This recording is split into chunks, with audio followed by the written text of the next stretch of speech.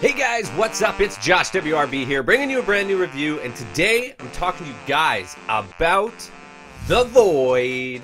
I was anticipating this movie for a long time, ever since I saw the, well, not I guess for a long time, but as soon as I saw this trailer, I knew I had to see this movie, knew I had to tell you guys about it, because it's just one of these weird, underground horror films that you just don't see all the time. There's a whole bunch of movies that it reminds me of, because it's a monster movie, but it's a monster movie done right with practical effects. So before I get into the review of The Void, I just wanted to tell you guys that I've been super busy. I've had a lot of client work doing video work as well, so I've been out of the office. That has taken me away from YouTube for a bit. Next week, I will be at the Calgary Underground Film Festival. I got my festival pass right here. I don't know if you can see that.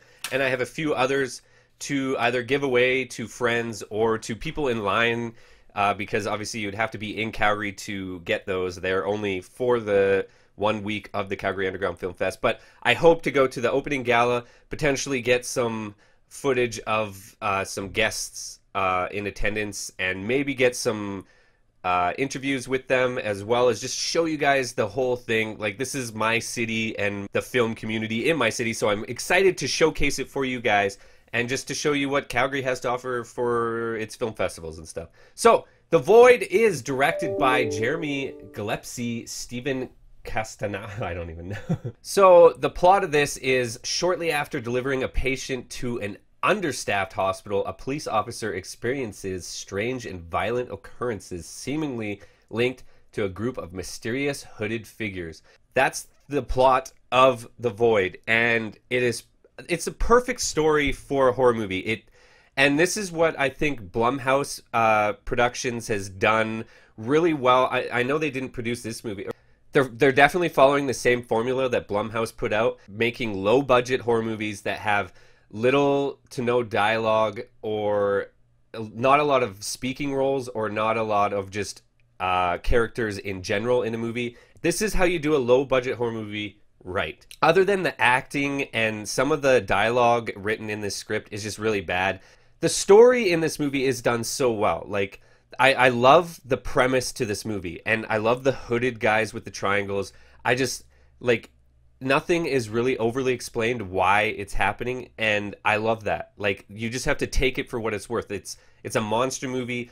The hospital is pretty much like a portal to hell, and like the creatures that come out are just so cool and look so good on film. I have always loved the look of practical monsters, and just that Jack Brooks, or what was it called, Monster Slayer movie, that was just so much fun, and that was made in Canada as well. So I definitely hold monster movies, I hold them in high regard, just because they're so fun to watch. And this movie is so ridiculous and over the top that I was like, for me, I don't find any of this gross stuff scary at all. Gross, that's the thing. Like, you put gross stuff on screen, and people, most people get that kind of confused, that gross stuff is scary, or scary.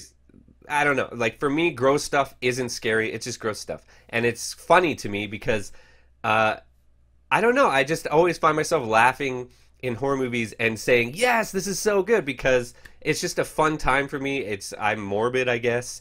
But this movie is really, like, if you are any type of horror, if you even have the smallest horror bone in your body, my whole body is just made of horror. I don't know what I'm saying. You will enjoy this movie because it's just horror done right.